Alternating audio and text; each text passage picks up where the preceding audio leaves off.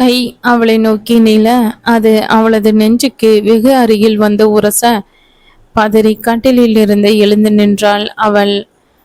உங்களுக்கு கொஞ்சமாவது அறிவு இருக்கா? இதுக்கு தான் காலேஜ் போய் பெரிய படிப்பெல்லாம் படிச்சிங்களோ?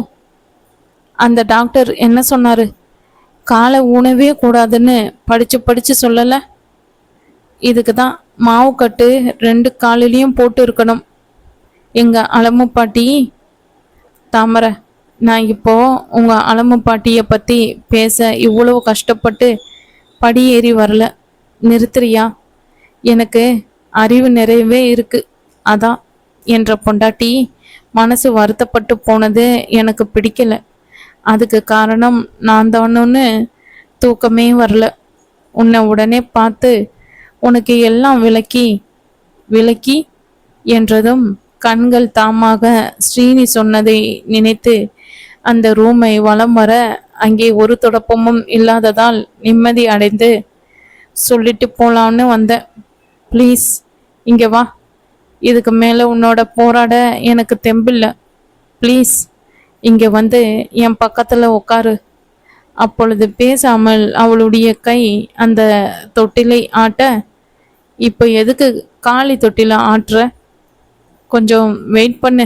கூடிய சீக்கிரம் நமக்குன்னு சொன்னவன் அவளுடைய கண்ணில் ஒரு வருத்தம் தோன்றி மறைவதை பார்த்து சொன்னதை நிறுத்தி, சின்னு தான் தைலா கிட்ட இருக்காளே, த்ரிஷாவும் நன்னா தூங்குறாளாம் என்று சொல்ல, அவனுக்கு இது எப்படி தெரியும் என்று அவள் விழிகள் யோசிக்க, மேலே வர டைம் முழுக்க அந்த தடிப்பையன் ஸ்ரீனி வேவு பார்த்துட்டு இருந்திருக்கான்.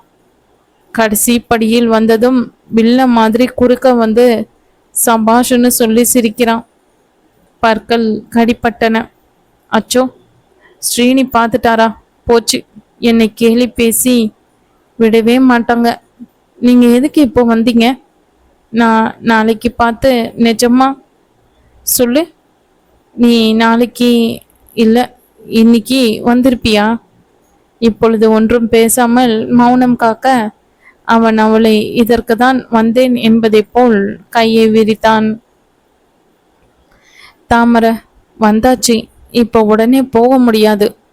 இதோ சொல்ல வந்ததை சொல்லி முடிச்சுட்டே போறேன். காலை பார்க்கவும் அவள் விரைவாக, அவன் என் பெட்ரூம் வரைக்கும் நீ துணைக்கு வர மாட்டியானா என்றவனுக்கு அது எப்பொழுதும் நம்ம பெட்ரூம் ஆகும் என்ற கேள்வி மனதில் இயலாமல் இல்லை. அதற்கு பிறகு நிதானமாக அவளுக்கு கேத்தரின் பற்றியும் ஜெயந்தி பற்றியும் எடுத்துரைத்தவன் சீஜாவை பற்றியும் அவளுடன் வேண்டாம் என நினைத்தும் ஜெயந்தியின் ஒதுக்கத்தால் தனித்திருந்த குழந்தையுடன் இவன் ஒன்றியதையும் கூறி அந்த சிறு சிசுவின் மரணமும் அவனை பற்றி இல்லாமல் செய்திருந்தது என்றும் சொல்லி முடிக்கும்போது மணி 5. அவ்வளவுதான். இப்போ என் மனசுல நீ மட்டும்தான் இருக்க. அதென்ன அப்படி நீ சட்டுன்னு அந்த வார்த்தை? அவள் என்னவென்று பார்த்து, அதான் உங்க அம்மா மாதிரின்னு சொல்லிட்டு வந்துட்ட. அப்படி இல்லை, நீயும் உங்க அம்மாவும் ஒன்று கிடையாது. கோபமாக சொல்ல அவன் சொல்வது சரி என்று ஆமோதித்து ஒரு வறண்ட சிரிப்புடன், ஆமாங்கோ என்ற அம்மா பரவாயில்ல என்ற நைனா ஆசைப்பட்டு தானே அம்மாவை கட்டிக்கிச்சு. ஆனால் நான் அப்படி இல்லையே, உங்களுக்கு பிடிக்காம தானே என்ற கழுத்துல தாலி கட்டினீங்க என்று சொல்ல அவன் வெக்கித்து போனான். அவள் சொன்னது 100க்கு 100 உண்மை என்று புரிய அதற்கு என்ன பதில் சொல்வது என்று தெரியாமல் தவித்த வஸ்தன் அவள் அருகில் செல்வதற்காக எழ முற்பட தவறி இடது காலை அப்படியே சுதாரித்து கட்டிலில் அமர்ந்தான். சற்று நேரம் தலை குனிந்திருந்த தாமரை அவன் தடுமாறி கட்டிலில் விழுந்ததும் பதறி அவன் அருகில் ஓடி வந்தாள். பார்த்து ஸ்ரீ, காலை இப்படியா அசைப்பாங்க என்று கடிந்து கொண்டு அவனிடம், நீங்க இப்படியே படுங்க, நான் கீழே படுக்கிறேன் என்று சொல்லி விட்டு தன்னுடைய பாயை கொஞ்சம் தள்ளி இழுத்துவிட்டு அதில் படுத்து கையை கொண்டு நெற்றியை மறைத்து தூங்க முற்பட்டாள். படுத்து விட்டாலும் அவனுடைய வாழ்வில் நடப்பதை பற்றி சொன்னது அவள் மனதை உலுக்கியிருந்தது. நான் அம்மா இல்லாமல் பெரியம்மா கையில் துன்பம் அனுபவித்தேன் என்றால் இவருக்கு எல்லாம் இருந்தும் ஒருவித கஷ்டம். கஷ்டம் என்று வர வேண்டும் என்றால் வந்துதான் தீரும் போல என்று எண்ணியவளின் கண்ணில் கணவனின் வாழ்வை நினைத்து கண்ணீர் கசந்தது. நான் வேற என்னோட ஆதங்கத்தை சொல்லி சங்கடப்படுத்தி விட்டேனே. பாவம் அவர் என் மனசு சுணுங்கிடுச்சுன்னு எனக்கு எல்லாத்தையும் சொல்லி போடணும்னு இம்புட்டு தூரம் படியேறி கஷ்டப்பட்டு வந்திருக்காங்க. நான் வேற மேலும் சங்கடப்படுத்துற மாதிரி பேசிவிட்டேனே. த்ரிஷா கீழே விழுந்து அன்னைக்கு அதுக்கு லேசா அடிபட்ட போது எப்படி துடிச்சோமோ அதே மாதிரி ஏன் இப்பவும் எனக்கு தோணுது. அப்படின்னா த்ரிஷாவை எனக்கு எந்த அளவுக்கு பிடிக்குமோ அதே அளவு இவரையும் பிடிக்குதா? அவளுக்கு என்னவோ செய்தது. அதான் நான் அப்படி வார்த்தையை விட்டுட்டேனா? எந்த உரிமையில அவர்கிட்ட இப்படி சகட்டு மேனிக்கு பேசினேன்? அப்படின்னா என் மனசுல நான் அவரோட பொண்டாட்டின்னு ஒரு உரிமை வந்துடுச்சா? அதான் தைலா உரிமையா அம்பிசாரோட சண்டை போடுற மாதிரி நானும் பேசிட்டேனா? உடனே அவனை சமாதானப்படுத்த வேண்டும் என்ற உத்வேகம் அவளுக்கு தோன்ற அது அவளையே ஆச்சரியப்படுத்தியது. கட்டிலில் படுத்தாலும் அவள் உரிமையுடன் தன் பக்கத்தில் படுக்காமல் கீழே பாயில் படுத்திருந்தது அவனை உறுத்தியது. என் லைஃப்ல நடந்ததை பத்தி எல்லாம் சொல்லியும் அவ அப்படி சொன்னா அதுக்கு என்ன அர்த்தம்? அப்போ இன்னமும் அவளுக்கு என் பொண்டாட்டியா வந்தது பிடிக்கல தானே ஆறுது. ஆனால் நீ கல்யாணம் பண்ணிக்கலனா எப்படியும் அந்த அக்கா புருஷன் பண்ணியிருப்பானே. அப்பவும் அவ ரெண்டாம் பொண்டாட்டியா தானே இருந்திருப்பா. இல்லையே, ஒருவேளை நான் தடுக்கலனா ஸ்ரீனி தானே. அதற்கு மேல் சிந்திக்க பிடிக்காமல் தலையணையில் திரும்பி படுக்க அதிலிருந்து மல்லிகையின் வாசம் அவன் நாசியை துளைத்தது. ஒரு பெருமூச்சுடன் தனக்கு வந்த சோதனையை நொந்து கொண்டு அவள் பக்கம் திரும்பி அவளையே பார்த்தவாறு படுத்தான். தாமரை, ப்ளீஸ் கொஞ்சம் மரியா. 2 நிமிஷத்தில் அழைப்பு வர அவள் உடல் இறுகியது. ஒன்றும் பேசாமல் கையை விடிவிளக்கின் ஒளியில் அவனை பார்த்து ஒன்றும் விளக்கி அந்த பேசாமல் எழுந்து மாத்திரை வேணுமா என்று கேட்க, இல்லை, எனக்கு இன்னொரு தலகாணை எடுத்துட்டு வரியா? என் ரூம்ல இருக்கும், இந்த சைடு டோர் வழியாவே போ. 2 எடுத்துட்டு வா ப்ளீஸ். எனக்கு கால் ரொம்ப வலிக்கிறது. காலை அது மேலே வச்சுக்கிறேன். அவன் கேட்ட தலையணைகளை கொண்டு வந்து கொடுத்தவள் நகர்ந்து பாயை சுருட்டும் போது அவன் மீண்டும் தாமரை, ஒரு நிமிஷம் என்று அழைக்க அவனை மெதுவாக திரும்பி பார்த்தாள். நான் அப்போ சொன்னது ஜெயந்தி பத்தி உனக்கு கஷ்டமா இருக்கும்னு தெரியும். என்னடா, நமக்கு முன்னாடி வேற யாரோ உன் இடத்தில் இருந்திருக்கான்னு தெரிஞ்சா கஷ்டமா தான் இருக்கும். ஆனால் நான் அவ கூட பொருந்தி இயல்பா ஒரு வாழ்க்கை வாழல. இதை நீ நம்பணும் தாமரை என்று பரிதவிப்புடன் கேட்க அவள் மனம் அவன் பரிதவிப்பை துடைக்க விளைந்தது. இல்லை, அதான் நீங்க சொன்னீங்களே, நான் நம்புறேன் என்று சொன்னதோடு நிற்காமல் அவனுக்கு பக்கத்தில் வந்து நிற்க அவன் ஆவலாக அவள் கையை எடுத்து கொண்டான். நிஜமா சொல்றியா தாமரை? நிஜமா. ஜெயந்தி என்னோட அத்தை பொண்ணு, அவ்வளவுதான். அவன் நிழல் கூட நம்ம வாழ்க்கையில வரக்கூடாது. உனக்கு வேற ஏதாவது சந்தேகம் இருந்தா இப்பவே கேட்டுடு. இனிமே அவ பேச்ச நம்ம 2 பேர் நடுவுல வரவே கூடாது. அவள் கண்களை பார்த்து இருவருக்கிடையில் அந்த ஜெயந்தி என்றுமே ஒரு தடைக்கல்லாக இருக்கக்கூடாது என்ற உண்மையை ஆதங்கத்துடன் கேட்க அவள் மனம் அவன் பால் உருக தொடங்கியது. நிஜம்தான். அச்சோ, அதான் இல்லைன்னுட்டேனே. அந்த ஜெயந்தி அவங்கள நினைச்சாலே எனக்கு பத்திக்கிட்டு வருது. இதுக்கு எங்க பெரியம்மாவே நல்லவங்க தான். என்னமா இருந்திருக்கா ஒரு பொம்பளை. சே, நீங்க பாவம். உங்களை இல்லாததும் பொல்லாததும் சொல்லி பெரியம்மா கூட. ஆனால் அவங்களும் பாவம்தான். பெரியய்யாவை சொல்லணும். ஆனால் அவங்களும் பெரியய்யா ஆசைப்பட்டுட்டா அவங்க என்ன செய்வாங்க? அவங்க தங்க காலை பிடிச்சு கேட்கும்போது என்ன செய்வாங்க இல்ல? உங்க அத்தையும் பாவம்தான். ஐயோ, நிறுத்து தாமரை. நீ சொல்ற பாவத்தை பார்த்தா அவங்க யாரும் செஞ்சதும் தப்பில்லைன்னு என்னையே நம்ப வச்சிடுவ போல இருக்கே. அவனுக்கு அவளுடைய நல்ல மனதை நினைத்து பெருமையாக இருந்தது. அப்படி இல்லை, ஒவ்வொருத்தருக்கும் ஒவ்வொரு காரணம் இருந்திருக்கும் இல்ல? எனக்குமே சில சமயம் நைனா மேல கோபம் வந்திருக்கு. ஆனால் அவர் எந்த நிலைமையில இருந்தாருன்னு நானே என்ன சமாதானப்படுத்திக்குவேன். அவர் மனம் சங்கடப்படுமேன்னு நான் எங்க அம்மாவை பத்தி கேட்டதே இல்லை தெரியுமா? நான் பிறக்கும்போதே அவங்களுக்கு உடம்பு வந்துட்டு தான். அப்புறம் கொஞ்ச காலம் சீக்காளியா இருந்துட்டு செத்து போயிட்டாங்களாம். எங்க அம்மா பேரு சிறுவாணி. இவ்வளவுதான் தெரியும். இந்த சின்ன பெண்ணிடம் இவ்வளவு விவேகமா? வருவதை அப்படியே அதன் போக்கில் எடுத்துக்கொள்ளும் இயல்பு அவனை அசைத்தது.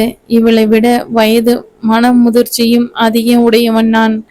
அப்படியும் நான் இவர்கள் செய்த துரோகத்தில் துவண்டு எல்லோரையும் ஒதுக்க, இவளோ வாழ்க்கை இவளை பிழிந்து எடுத்தும் அதில் இருக்கும் நல்லவற்றை மட்டுமே எடுத்துக்கொண்டு, அப்பா, பிரமிப்பாக இருந்தது அவனுக்கு. தாமரை, யூ ஆர் சிம்பிளி கிரேட். ஆ, என்னை பற்றி நல்ல விதமாக தானே சொன்னீங்க? சிரித்தான் வஸ்தன். அச்சோ தாமரை, உனக்கு என்னை ரொம்ப பிடிச்சிருக்கு. அவள் கை மேலிருந்து அவன் கை அதை வருட ஆரம்பிக்க அவளுக்கு கூச்சமாக இருந்தது. வந்து என்ன சொல்ல வந்தேன்னா, யோசிச்சு பார்த்தேன். அந்த சாந்தியை நீங்கள் மனசார ஏற்றுக்கவே இல்லையே, அப்புறம் அவங்க எப்படி உங்கள் பொண்டாட்டி ஆவாங்க இல்லை? அதனால் அவங்கள மறந்துடலாமா? கெட்டதை எப்பொழுதும் மறந்துடணும். அதையே நினச்சிக்கிட்டு இருந்தா அப்புறம் வாழ்க்கை ருசிக்காது தெரியுமா? அவனுக்கே பாடம் எடுத்த மனைவியை கண் கொட்டாது ரசித்த பார்த்தவனின் பார்வையில் என்னவோ செய்தது அவளுக்கு. எதுக்கு இப்படி பார்க்குறீங்க? கையை விடுங்க, நான் போகணும். அப்போ ஜெயந்தி? அடடா, நான் விட்டா கூட நீங்க இன்னும் அந்த பொம்பளை பேரையே ஏன் சொல்லிக்கிட்டு இருக்கீங்க? அதான் விட்டுடுங்கன்னு சொல்றேன்னுல. நான் தான் உங்களுக்கு சம்சாரம் தெரியுமா? சற்று மிரட்டலாகவே கேட்க அதற்கும் சிரித்தான் அவன். சீக்கிரம் அவனை முழு மனதுடன் ஏற்றுக்கொண்டு இருவரும் அனைத்து விதத்திலும் தம்பதி சமுத்திரமாக வாழும் காலம் வெகு தூரத்தில் இல்லை என்று புரிய அவனுடைய கை அவளது கன்னத்தை வருடியது. அச்சோ, என்னது? நெளிந்தாள் அவள். தாமரை, நானோ ஒன்ற புருஷன், நீயோ என்ற பொண்டாட்டி. புருஷன் பொண்டாட்டிக்கு நடுவில் என்ன நடக்கும்னு உனக்கு தெரியும் தானே? குரலில் உல்லாசம் கொஞ்சத்திற்கும் மேலே இருந்ததோ? பேச்சே எழும்பவில்லை அவளுக்கு. இருந்தாலும் என்ன இருக்கு? வசுவும் திட்டும் இருக்கும். எங்க பெரியம்மா சாபம் கூட கொடுக்கும் தெரியுமா என்று டக்கென்று சொல்ல அவனுக்கு ஐயோ, இவளுக்கு எப்படி சொல்லி புரிய வைப்பது என்று ஆயாசமாக இருந்தது.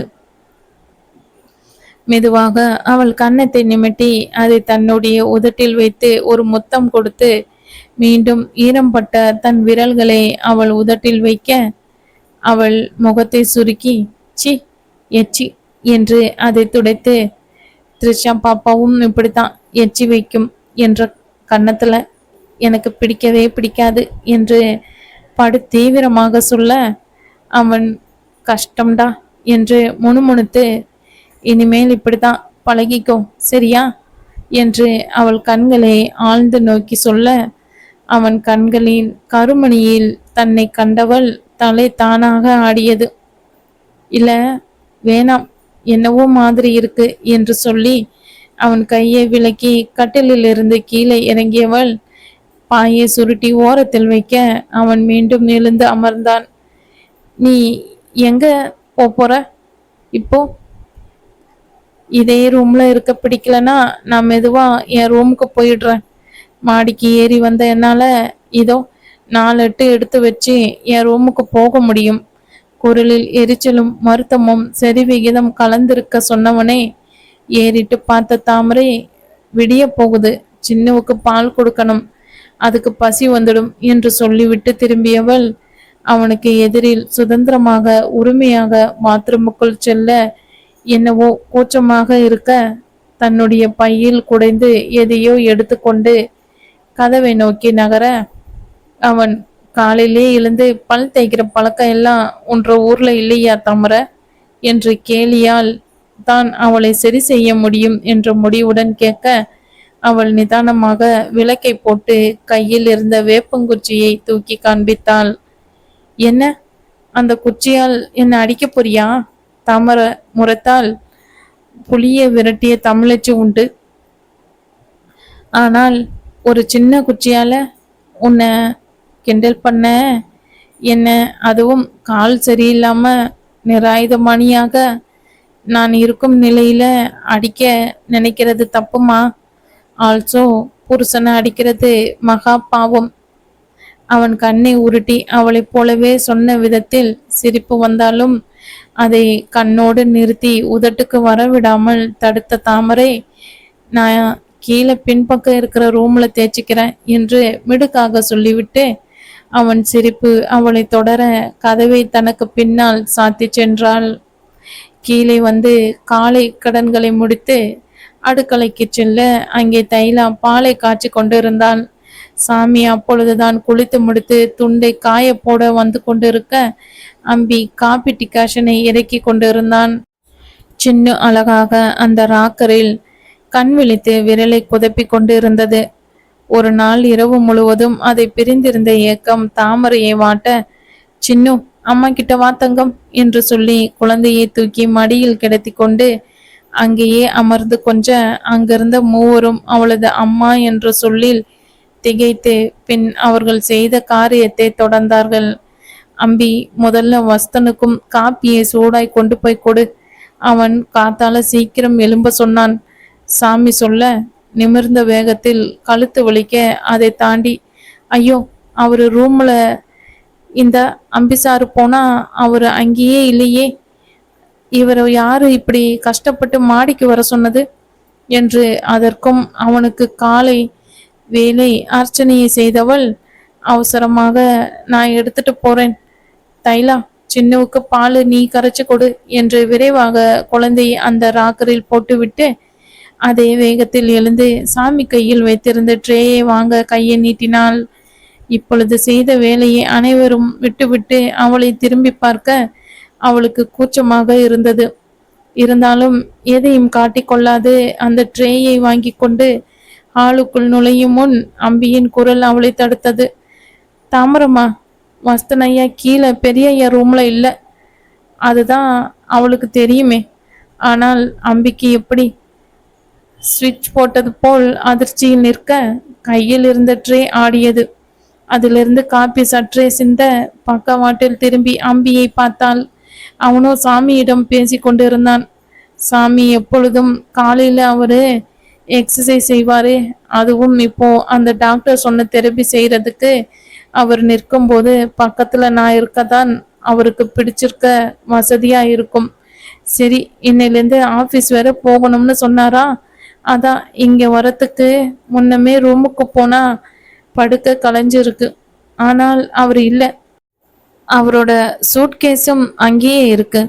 முகத்தில் எங்கு போயிருப்பான் என்று கேள்வி இருக்க குழந்தையை மடியில் படுக்க வைத்து பாலை கொடுத்து கொண்டிருந்த தைலா அம்பியிடம், எங்க அவரு பாத்ரூம் போயிருப்பாரா இருக்கும், நடக்க கஷ்டப்படுற மனுஷன் வேற எங்க புதுசா கால் முளைச்சு போவார், சரியாக பார்க்கவில்லை என்ற அம்பியை குற்றம் கூற அவன் திரும்பி அவளை முறைத்தான்.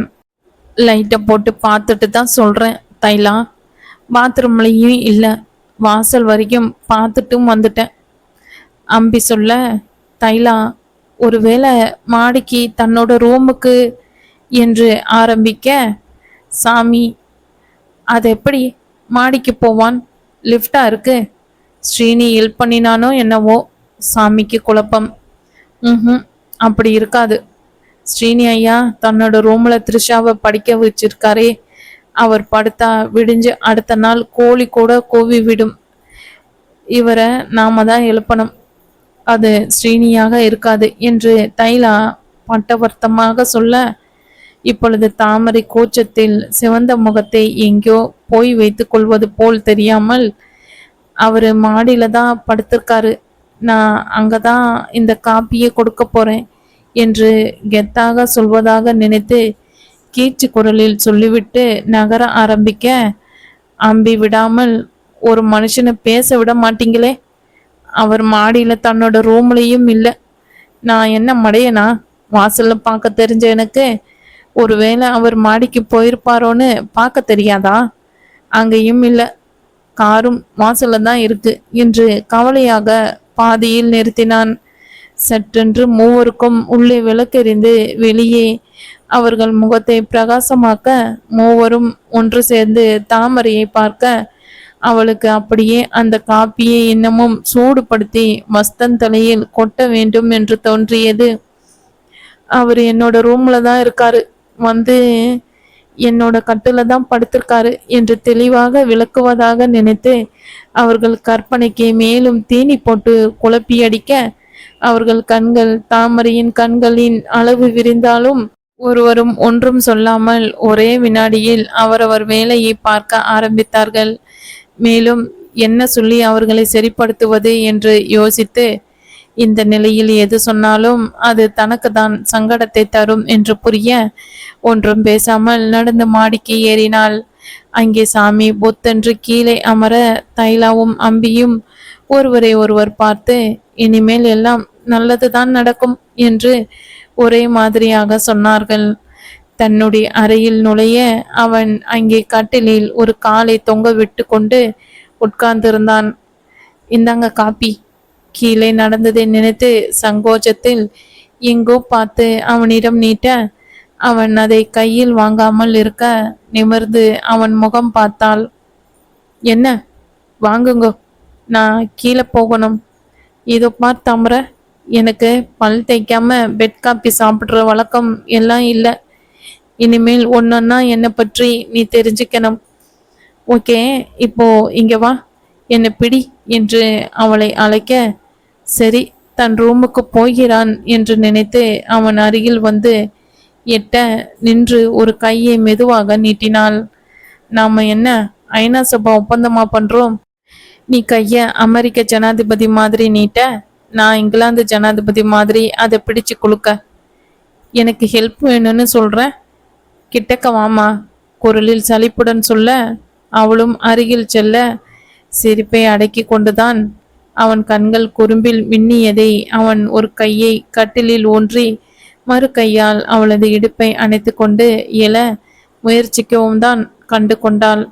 அதற்குள் அவன் சரியாக பிடிப்பில்லாமல் மறுபடி தொப்புன்று கட்டிலேயே உட்கார்ந்து அவளை பரிதாபமாக பார்த்தான். இன்னும் கொஞ்சம் கிட்டவா தாமரை, நான் ஒன்னும் உன்னை கடிச்சிட மாட்டேன்.